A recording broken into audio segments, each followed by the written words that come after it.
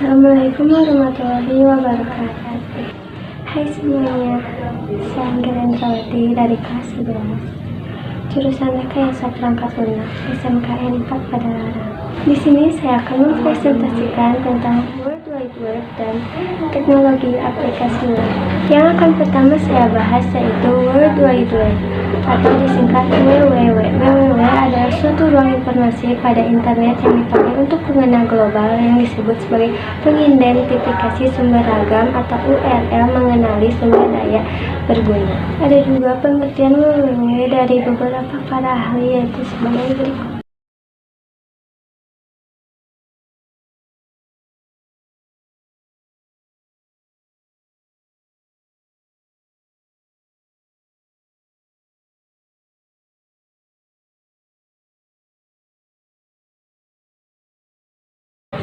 Secara umum, terdapat 4 layanan dan manfaat WWW, diantaranya yang pertama Web Maya Service, yaitu untuk mengirim surat elektronik ke orang lain. Layanan ini dapat diperoleh secara gratis maupun secara berbayar. Sebagai contoh layanan email gratis yaitu gmail.com, yahoo.com, dan hotmail.com. Sedangkan untuk email yang berbayar biasanya digunakan untuk kepentingan perusahaan dengan menggunakan nama domain sendiri. Yang kedua, search engine atau mesin pencari. Mesin pencari adalah layanan gratis yang digunakan untuk mencari informasi berdasarkan dari kata kunci tertentu. Saat ini search engine yang cukup populer yaitu Google, Bing, dan Yahoo. Ketiga yaitu web hosting. Web hosting merupakan tempat yang untuk menyimpan database sebuah website. Sebuah website hanya dapat diakses apabila domain website tersebut tersambung dengan web hosting yang menjadi tempat penyimpanan. Terakhir yaitu portal. Portal adalah sebuah layanan yang ada di internet, di mana di dalamnya terdapat beberapa layanan sekaligus. Misalnya layanan mail, email, tanya jawab, dan chatting. Salah satu portal yang saat ini cukup terkenal yaitu yahoo.com. Contoh dari World Wide Web yaitu www.google.com, www.youtube.com, www.yahoo.com, dan lainnya. Sejarah World Wide Web. World Wide Web berawal dari Berners-Lee yang ingin menemukan cara untuk menyusun arsip-arsip risetnya. Untuk itu, dia mengembangkan suatu sistem untuk keperluan pribadi. Sistem itu adalah program peranti lunak yang diberi nama Equerry. Dengan program itu, Berners-Lee berhasil menciptakan jaringan terkait antara berbagai arsip sehingga memudahkan informasi yang dibutuhkan. Inilah yang kemudian menjadi dasar dari sebuah revolusi yang dikenal sebagai web. Sejarah perkembangan World Wide Web pertama kali dikembangkan di Pusat Penelitian Fisika Partikel Eropa atau disingkat CERN, Jenewa, Swiss. Pada tahun 1989, Berners-Lee membuat proposal untuk proyek pembuatan hiperteks secara global. Kemudian pada bulan Oktober 1990, World Wide Web sudah bisa dijalankan dalam lingkungan CERN. Pada musim panas tahun 1991, WWW resmi digunakan secara luas pada jaringan internet. Itulah sejarah singkat lahirnya World Wide Web yang sampai sekarang kita dapat rasakan manfaatnya di dunia internet.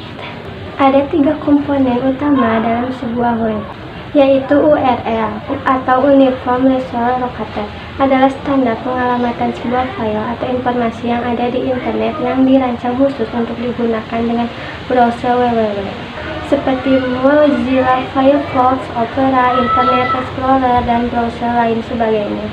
Yang kedua yaitu HTTP atau Hypertext Transfer Protocol, adalah salah satu protokol yang digunakan sebagai bahasa komunikasi antar server. Protokol memiliki banyak jenis berupa protokol web, telnet, news, cover, atau FTP. Yang ketiga yaitu HTML atau Hypertext Markup Language, adalah bahasa interpreter dan bukan bahasa pemrograman seperti Pascal, C, DLP, atau Java yang harus dikompilasi dulu sebelum dapat dieksekusi atau dijalankan. Browser yang digunakan untuk melihat dan menampilkan halaman-halaman web antara lain yaitu Netscape, Internet Explorer, Mozilla Firefox, Opera, dan lain sebagainya. Untuk membangun situs diperlukan beberapa unsur yang harus ada agar situs dapat berjalan dengan baik dan sesuai yang diharapkan. Unsur-unsur yang harus ada dalam situs antara lain yaitu 1. Domain name atau biasa disebut nama domain adalah alamat permanen situs yang di dunia internet yang digunakan untuk mengidentifikasi sebuah situs, atau dengan kata lain, domain adalah alamat yang digunakan untuk menemukan situs kita pada dunia internet. Yang kedua yaitu hosting. Hosting dapat diartikan sebagai ruangan yang terdapat dalam hard disk, tempat menyimpan berbagai data, file-file, gambar, dan lain sebagainya yang akan ditampilkan di situs. Besarnya data yang bisa dimasukkan tergantung dari besarnya hosting yang disewa atau dipunyai. Semakin besar hosting, semakin besar pula data yang dapat dimasukkan dan ditampilkan dalam situs. Yang ketiga yaitu scripts atau bahasa program adalah bahasa yang digunakan untuk menerjemahkan setiap perintah dalam situs pada saat akses. Jenis script sangat menentukan statis, dinamis, atau interaktifnya sebuah situs. Semakin banyak ragam scripts yang digunakan, maka akan terlihat situs makin dinamis dan interaktif, serta terlihat bagus. Bagusnya situs dapat terlihat dengan tanggapan pengunjung serta frekuensi kunjungan. Yang keempat yaitu desain web. Setelah dilakukan penyewaan domain dan hosting, serta penguasaan script, unsur situs yang paling penting dan utama adalah desain. Desain web sangat menentukan kualitas dan keindahan situs. Desain sangat berpengaruh kepada penilaian pengunjung akan bagus tidaknya sebuah website. Dan yang terakhir yaitu publikasi. Keberadaan situs tidak ada gunanya dibangun tanpa dikunjungi atau dikenal oleh masyarakat atau pengunjung internet. Karena efektif tidaknya situs sangat tergantung dari besarnya pengunjung dan komentar yang masuk. Pengelompokan website dapat kita bagi berdasarkan 2 golongan besar, yaitu penggolongan berdasarkan pada bahasa pemrograman dan penggolongan berdasarkan pada sifatnya. Penggolongan berdasarkan pada bahasa pemrograman terdiri dari client side dan server side.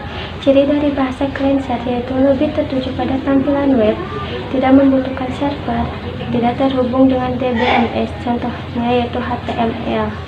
Sedangkan ciri dari bahasa server side yaitu lebih tertuju pada isi dari suatu web atau konten, sangat membutuhkan server, oleh karenanya disebut server side dan terhubung dengan DBMS, contohnya PHP, ASP, dan JSP. Penggolongan berdasarkan pada sifatnya terdiri dari website statis dan website dinamis. Selanjutnya yang akan saya bahas yaitu tentang teknologi aplikasi web. Aplikasi web adalah aplikasi yang diakses menggunakan web browser melalui jaringan internet atau intranet. Aplikasi web dibangun oleh 2 jenis scripting, yaitu 1. Server-side scripting, pemrograman dari sisi server. Maksudnya adalah membuat kode-kode program yang hanya dieksekusi di server menjadi bentuk tag-tag HTML untuk dikirim ke klien. Tag-tag inilah yang akan diterjemahkan oleh browser klien menjadi halaman web. Yang kedua yaitu client-side scripting, pemrograman web dari sisi klien. Maksudnya adalah membuat kode-kode program yang dieksekusi di klien khususnya oleh browser. Kode-kode program ini bisa dilihat oleh klien. Contoh bahasa pemrograman dari sisi klien yaitu HTML. Profesi dalam pengembangan aplikasi web diantaranya yaitu 1. Web designer. Tugasnya adalah pendesainan tampilan situs atau web mulai dari pengolahan gambar, tata letak, warna, dan sebagainya. Dalam pembuatan suatu situs web, seorang web designer haruslah menguasai HTML, DHTML, pengolah gambar, animasi, movie, atau film. Yang kedua yaitu web programmer. Tugasnya adalah jika situs yang akan dibuat mempunyai fasilitas interaksi antara pengunjung dan situs misalnya menyangkut dengan transaksi, input-output data dan database, maka seorang web programmer yang akan mengerjakannya dengan membuat aplikasi-aplikasi yang bekerja di atas situs atau web.